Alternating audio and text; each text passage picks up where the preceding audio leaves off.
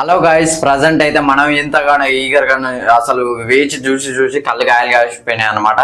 ట్విట్టర్లో కూడా పెట్టిండి, ఎంతసేపు చూడాలరా నాయన అది ఇది అని చెప్పేసి అసలు వేరే లెవెల్ అనిపించింది. ఆ హనురావుపేట మీద పెద్ద పెద్ద క్రైమ్స్ కూడా జరిగినాయి అనమాట.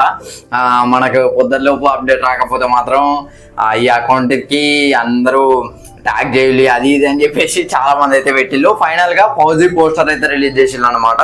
సో ప్రభాస్ అన్న ఫేస్ ని అయితే చూపెట్టలేదు, అది మాత్రం అరాచకం అని చెప్పుకోవచ్చు. నాకైతే వేరే లెవెల్ అనిపించింది పోస్టర్. చాలా డీటెయిల్స్ ఉన్నాయి, చాలా మాట్లాడేది ఉన్నది. సో స్కిప్ చేయకుండా చూడండి. ఇప్పటి వరకు మన ఛానల్ ఎవరైనా సబ్స్క్రైబ్ చేయకపోతే సబ్స్క్రైబ్ చేయండి. అలాగే చివరి వరకు చూడండి, నచ్చితేనే లైక్ చేయడానికి ట్రై చేయండి. చూస్తున్నారు బట్ లైక్స్ అయితే రావట్లేదు, వ్యూస్ మొత్తం రీచ్ మొత్తం తగ్గిపోయింది.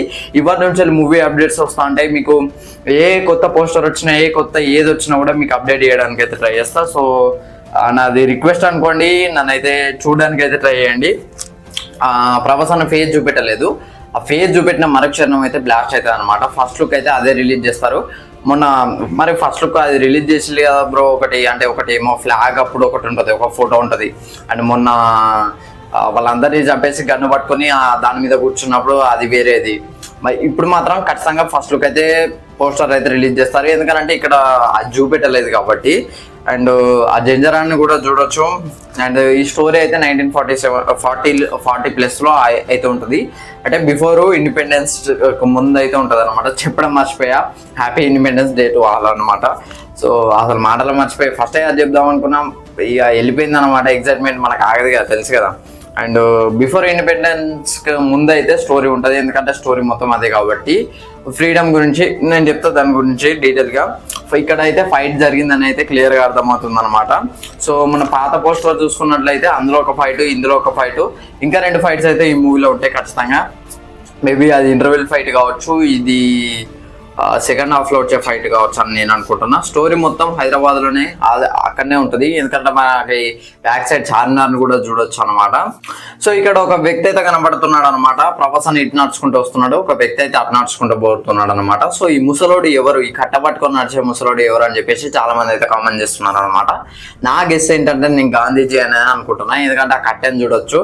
మరి జంజరం ఉంటుందా అని అంటే అఫ్కోర్స్ ఆయన హిందూ, అంటే వైష్ణవ్స్ కి జంజరం ఉంటుంది అని చెప్పేసి చాలా మంది అయితే కామెంట్ చేస్తున్నారు అనమాట.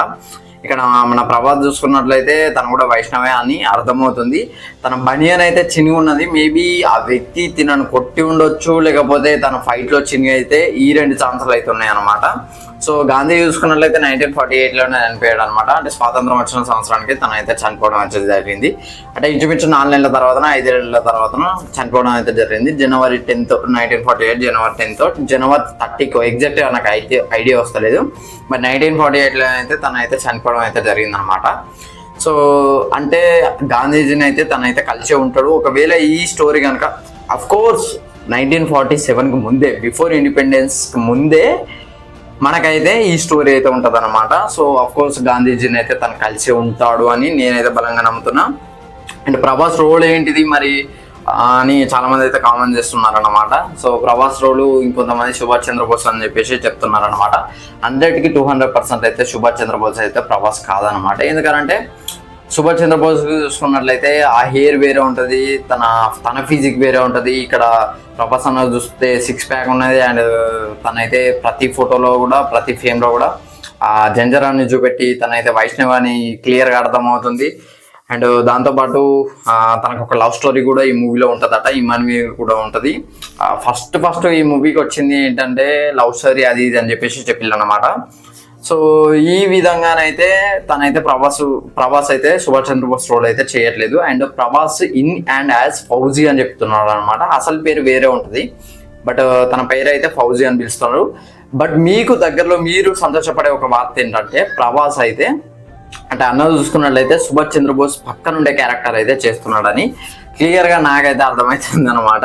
సో ప్రభాస్ రోల్ ఏంటంటే తను ఒక సోల్జర్ అనమాట. ఐఎన్ఏ, ఇండియన్ నేషనల్ ఆర్మీ, అంటే సుభాష్ చంద్రబోస్ క్రియేట్ చేసిన ఒక ఆర్మీలో తనైతే జాయిన్ అవుతాడు. సుభాష్ చంద్రబోస్కి పక్కన అయితే తను అయితే ఉంటాడు అనమాట. సో ఆజాద్ హిందూ ఫౌజీలో అయితే జాయిన్ అవుతాడు అని చెప్పేసి క్లియర్ అర్థమవుతుంది అనమాట. సో ఒకవేళ అక్కడ గాంధీజీ ఉన్నట్లయితే చాలా మంది ఎందుకు కామెంట్ చేస్తున్నారంటే ఇక్కడ అంటే గాంధీజీ వేరే అహింసవాది అది ఇది ఉంటుంది. ఇప్పుడు సుభాష్ చంద్రబోస్ అంటే నేను కొడితే మళ్ళీ సుభాష్ చంద్రబోస్ కూడా నేను తిరిగి కొడతారు, అట్లా ఉంటుంది అనమాట. అంటే సుభాష్ చంద్రబోస్ ఒకటే చెప్పిన, మీరు నాకు రక్తాన్ని ఇవ్వండి నేను మీకు ఫ్రీడమ్ని ఇస్తాను అని చెప్పేసి చెప్పింది అనమాట. సో గాంధీజీ ఏంటంటే నువ్వు కొట్టినా కూడా ఇంకో చెంప చూపిస్తాడు. సో అట్లా ఇద్దరు క్వైట్ ఆపోజిట్. మరి అట్లనే ఏమైనా లేకపోతే సుభాష్ చంద్రబోస్ పక్కన ఉండే క్యారెక్టర్ కాబట్టి ఇట్లా బిహేవ్ చేస్తున్నాడా? అండ్ అక్కడ క్యాప్షన్ కూడా చూడొచ్చు, ఏ బెటాలియన్ హూ ఫైట్స్ అలోన్ అని చెప్పేసి చెప్పింది అనమాట. ఒక్కడే ఇక్కడ సుభాష్ చంద్రబోస్ కూడా అదే చేసిండు అనమాట, ఒక్కడే ఫైట్ చేస్తూ ఉంటాడు. తర్వాత తను బిల్డ్ చేసుకున్నది అదంతా, తనకి ఎవరో వేరే వాళ్ళు వచ్చి సపోర్ట్గా నిలిచింది ఎవ్వరు లేరు, తను ఓన్గా బిల్డ్ చేసుకున్న ఆర్మీ కానివ్వండి అండ్ హిట్లర్కి కలుస్తాడు. సో ఇట్లా వేరే ఉంటుంది అనమాట. అండ్ ఇంకో క్యాప్షన్ కూడా పెట్టింది, బెటాలియన్ హూ వాక్స్ అలోన్ అనమాట. తను ఏది చేసినా కూడా ఒక్కడే చేస్తాడని అయితే క్లియర్గా అర్థమవుతుంది. 1000 కోట్లు పక్కా ప్రభాస్ అన్న ఈ మూవీతో కొట్టబోతున్నాడని బల్ల గుద్ది చెప్తున్నాను నేనైతే. హేటర్స్ అయితే అండర్ గ్రౌండ్కి వెళ్ళిపోండి, షెడ్కి వెళ్ళిపోండి. ఇక మీరు ఈ మూవీ కనుక మీ దురదృష్టవశాత్తు ఈ మూవీ కనుక వేరే లెవెల్ అయిందని అనుకో, అసలు ప్రభాస్ అన్న రేంజ్ ఎక్కడికి వెళ్ళిపోతుంది అనమాట. ఎందుకంటే ఫౌజీ తర్వాతనే సలార్ 2 1000 కోట్లు, ఫౌజీ 1000 కోట్లు, కలికి 2 1000 కోట్లు, స్పిరిటు. సో ఎన్ని మూవీస్ ఉన్నాయి అనమాట. 1000 కోట్లు అయితే పక్క కొడతాయి, ఎందుకంటే అంత హైప్ ఉన్నది అన్నమాట ఆ మూవీస్కి. ఒకవేళ ఈ టికెట్ రేట్స్ ఎక్కువ పెరిగి ఉంటే 1500 కలెక్ట్ చేసినా కూడా మీరు అయితే ఆశ్చర్యపోకర్లేదు అనమాట. సో తనకి ఎంత నమ్మకం ఉంటే బాహుబలి లాంటి స్టోరీ 1800 కోట్లు కొట్టిన మూవీ అట్లాంటి దాన్ని అయితే పెట్టిండు అనమాట. అంటే ఇన్స్టాగ్రామ్ డీపీ పెట్టిండు. దాన్ని 7 సంవత్సరాల కంటే తీయలేదు, దాదాపు 2019 పెట్టినట్టున్నాడు. సో అప్పటి నుంచి ఇప్పటిదాకా తీయలేదు.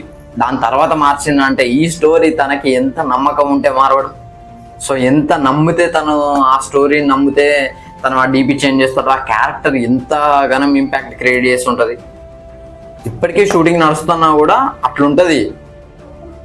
సో నన్ను అడిగితే బాహుబలి నన్ను అడిగితే ఫౌజీ ఇంకొక బాహుబలి అని చెప్తాను నేనైతే.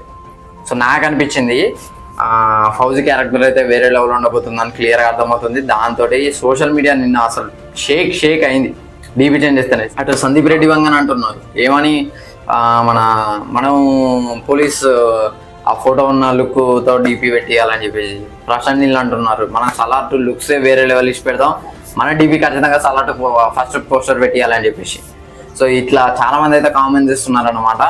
సో చూడాలి. ఎనీవేస్ మూవీ కోసం నేనైతే ఈగర్గా వెయిట్ చేస్తున్నా. December 3 అయితే కొడుతున్నాం రెబల్స్ రాసి పెట్టుకోండి.